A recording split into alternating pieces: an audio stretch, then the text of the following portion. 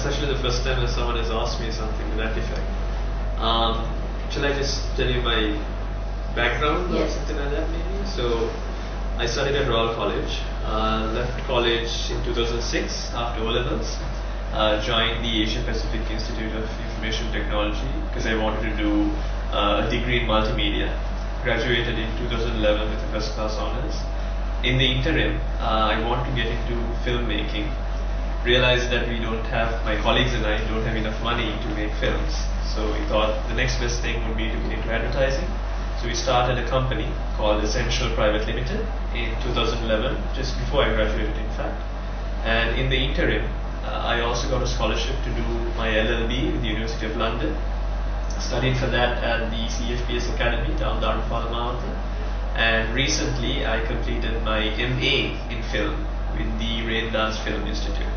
I want to get into filmmaking, but right now since I'm in advertising, my whole premise is to try and make social impact through my craft as well, and through the fraternity of advertising. So in a very brief nutshell, I've tried to stay away from politics and a lot of let's say publicly sensitive activities, since I want to progress in the field that I've chosen, which is media, advertising and filmmaking.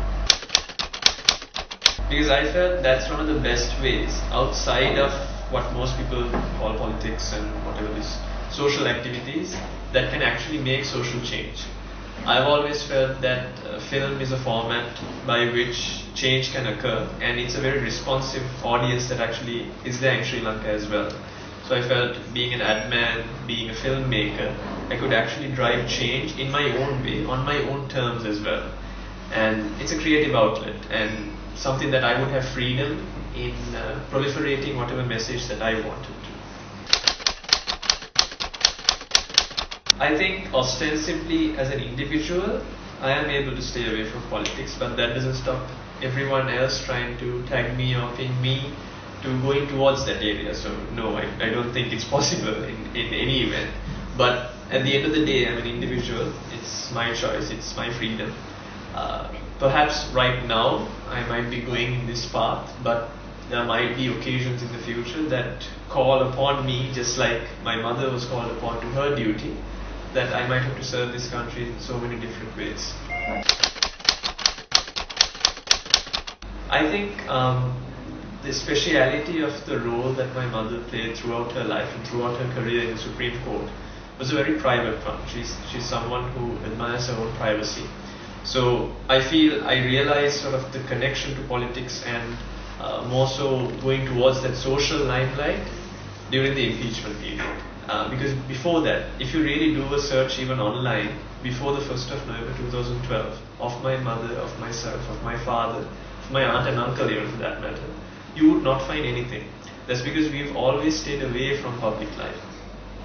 Primarily because my mother always felt, as a judge of the Supreme Court and the Chief Justice, it's part of her duty to stay away from social events, to stay away from public life, because that's part and parcel of the job that she did. And the very notion that at the end of the day we were brought out in such a, I wouldn't say magnificent, such a torturous mechanism for people who are very private, to be brought out in that way. I think that was the moment that I realized, okay, we are living a very public life now, it's no longer private. If you ask most of my colleagues, even to this day, if people don't know me, I rarely mention any of my background at all. I never mention who I am or who my parents are or what they do. And only when they find out in other ways, they confront me and say, I never realized you were such a person. Because I'm not used to mentioning it. I'm not used to that sort of public persona. Short answer, no. Because one reason is, it might seem cliched for a son to say this about the mother, because it's obvious that since I'm her son, I might be biased towards her. But she has always done the right thing in the right way. And why I say that is because if anyone, it should be me who sees everything that goes on. Even backstage, let's call it that. When behind the scenes, I should be the one who sees everything going on. And I know the kind of integrity that she had. I never imagined that something of this nature would happen, because perhaps I was naive at the fact that people would retaliate for the right thing being done. So at the end of the day, no, I didn't think something like this would happen, but clearly it did, and it did have a lot of adverse effects on all of us, but also I feel a positive light as well, because I always feel that what happened was a litmus test. It made it clear to us who our real friends were, how people reacted to certain situations, and how the society is at large, how governments were, how politicians were, a lot of things. So in a way it was really bad, but in a way it was good as well. I don't think anything went wrong. I think that's the first thing that I should make clear. There's nothing that she did wrong, and I think that's why she took that stand as well, and that's why as a family we've taken that stand. I believe what happened was certain unfortunate circumstances took place, which was not her doing, but that of certain other individuals. And as a whole, we don't believe that it's something that was due to the country's fault or its people, but a very limited group of individuals.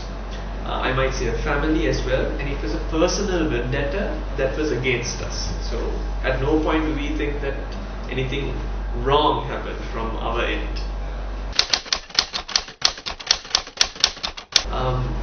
Okay, so there are only two occasions that I have publicly spoken out. One is when the impeachment process started, 1st of November 2012, I put a note out.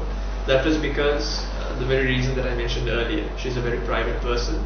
There was nothing out there to suggest what the kind of person that she was. So I felt as a son, it was my duty to tell people the kind of person she is.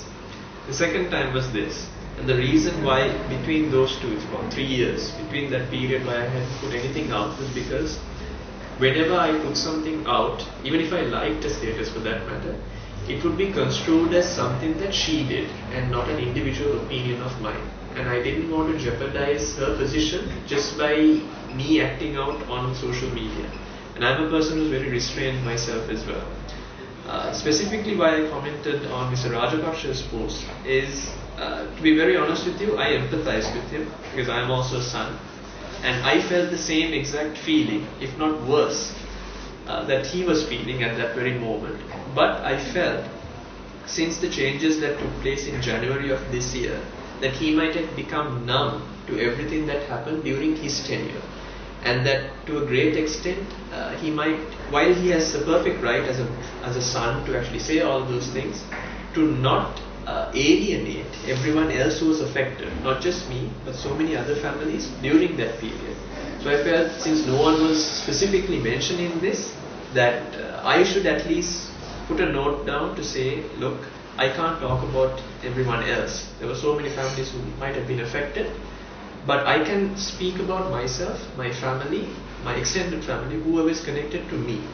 So that's why I actually thought I'll put that up on his status. I've gotten a lot of positive feedback from a lot of people. In fact, right after, a few days after it went viral, I went outside. We usually do, we are creatures of habit. We have a certain set of things that we usually do over the weekends, usual family things. So the places that we used to go to, people would come up to me and say, thank you for putting that up, because someone had to start.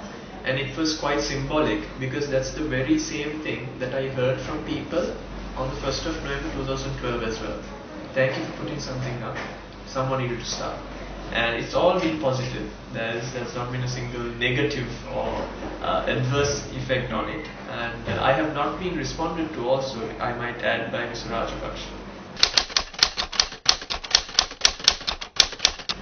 She's always been, how should I put it, supportive of my independence.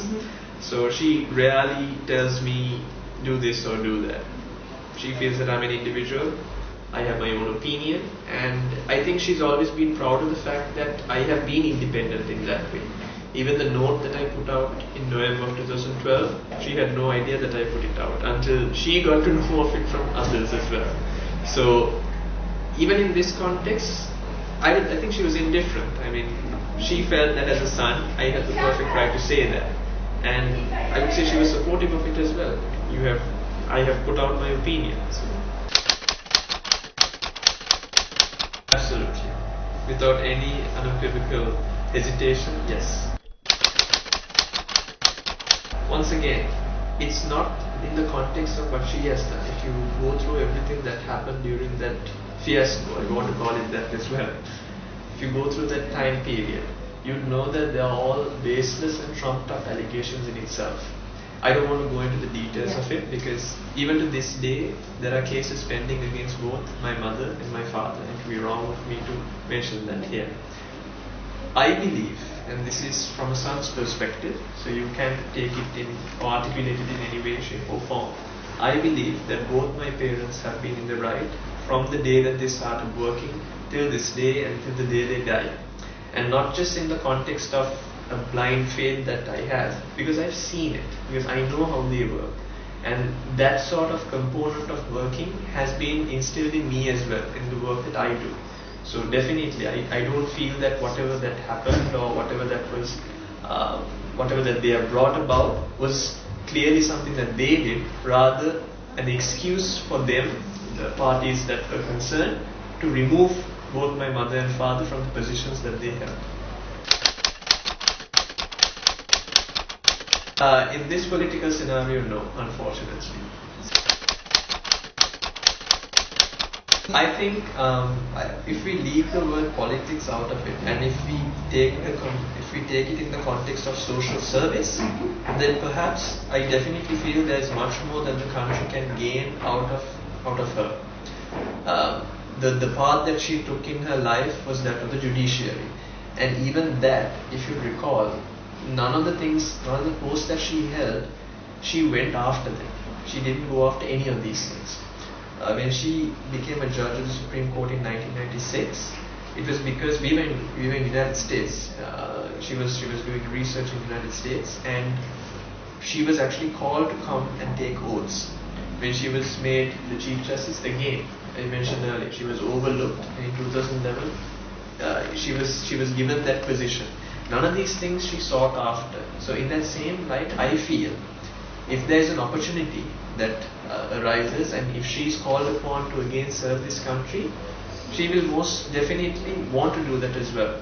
That's one of the reasons why she hasn't left this country also for all these years, because she loves this country, she loves its people, and she wants to serve as much as she can. So yeah, that's what I feel. That's an interesting question. I get asked this quite often on Facebook. In fact, I get loads of messages saying, "Are you trying to come into politics or not?" I don't want to seem arrogant in any way, but this is just how I feel. Perhaps, maybe, I'm not the type of politician that the country wants right now, but maybe that it needs later on in the future. I haven't ruled out anything, yes, but again, as I noted, maybe I'm not the kind of person that is wanted now, but might need later on.